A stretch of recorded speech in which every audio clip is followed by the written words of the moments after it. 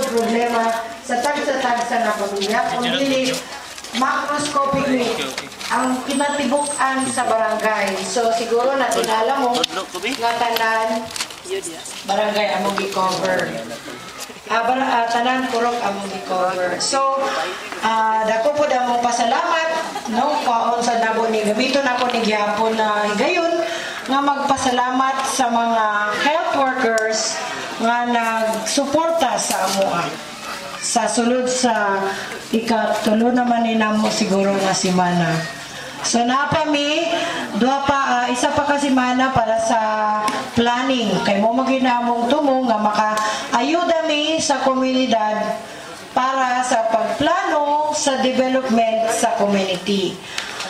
Lahi ni ang among eksperyensya no gusto namo pod mag-learn sa inyong community no napod mi makatunan dinhi mao na nga among mga estudyante gidala namo diri.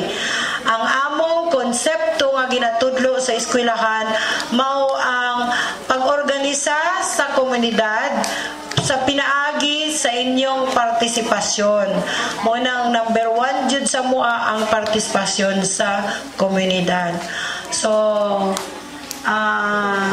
dunay mga purok diri nga nagtabang jud og maayo og unsa ni na ayuda para sa pag-gather sa impormasyon.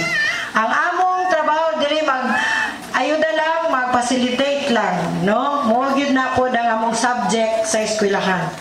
Ang among unsaon namo pag-facilitate ang community. Sa ato pa dili kami to ang estudyante na nagaanhi sa komunidad nga mag-survey. So para klaro lang, no, magklaro ay ta para basing tingala mo nga nung wala mi nag-survey. So ang among bisitahan pod nga mga balay katura pong mga may mga na-identify na nga may mga sakit nga angayan jud namo i-home visit. Kana pagkahuman na sa atong barangay development plan. So pagkahuman ani mao na to planning and then katong mga implementasyon sa mga programa kabahin sa panglawas lang pod kay nursing raman mino. So siyempre pa ang problema sa community dili lang sa panglawas, di ba? So ang katong uban pa mga problema sa komunidad nga dili kabahin sa panglawas, amo na siya gyapong i-facilitate og mangita ta og kinsay makatabang sa atoa. So nagaangyo gid mi sa mga lumulupyo sa kalaisan nga mo apil ani atong programa.